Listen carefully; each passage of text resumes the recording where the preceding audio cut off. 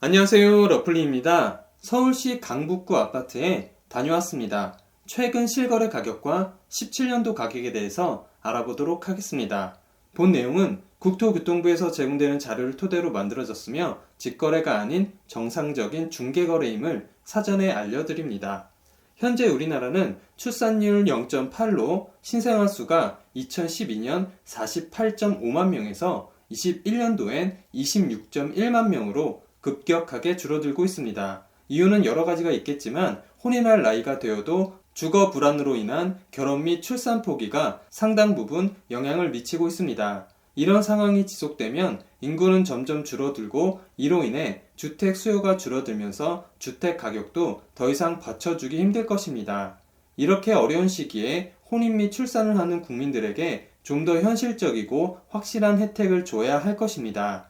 단순히 부동산만의 문제가 아닌 대한민국의 미래를 위해 꼭 해야 하는 첫 번째 제일 중요한 일일 것입니다. SK 북한산시티 81제곱 24평형 전용 59제곱입니다. 총 3,830세대 47개 동으로 용적률 271%, 건폐율 17%, 최고층 25층에 사용 승인일은 2004년 5월 7일입니다. 21년 10월에 거래된 18층의 실거래 가격 7억 8천만 원 대비 최근 22년 11월에 거래된 24층의 실거래 가격은 5억 6천만 원으로 층수에 상관없이 2억 2천만 원, 28.2% 하락하였습니다. 하지만 17년 4월에 거래된 22층의 실거래 가격 3억 2천만 원 대비 최근 24층의 실거래 가격은 5억 6천만 원으로 2억 4천만 원, 75% 상승하였습니다. 참고로 12년 8월에 거래된 7층의 실거래 가격은 2억 4,300만 원입니다. 12년도에서 17년도까지 5년 동안 오른 금액은 7,700만 원, 31.6%이며 17년도에서 22년도까지 5년 동안 오른 금액은 2억 4천만 원, 75%입니다. 통계청에서 제공된 자료를 확인해 보면 2012년부터 2017년까지 소비자 물가지수는 8.4% 상승했으며 2017년부터 2021년까지 소비자 물가지수는 6.8% 상승하였습니다. 12년도부터 최근까지 10년 동안의 상승은 명백한 거품이라고 볼 수 있겠습니다.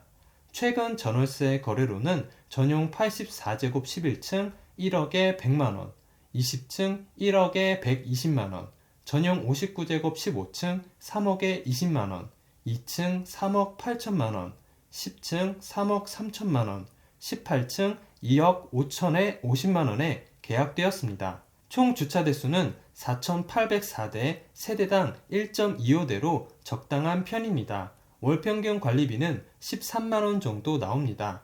근처 지하철역으로는 도보 5분 거리에 우이신설 솔샘역이 위치해 있습니다. 대중교통으로 강남까지 소요시간은 56분, 판교 65분, 시청 34분, 여의도 48분 정도 걸립니다.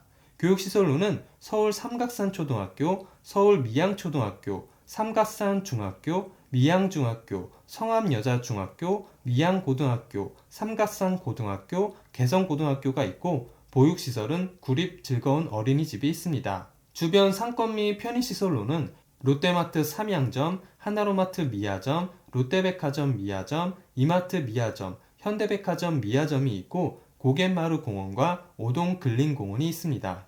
근처 종합병원으로는 2.1km 거리에 의료법인 성화의료재단 대한병원이 위치해 있습니다.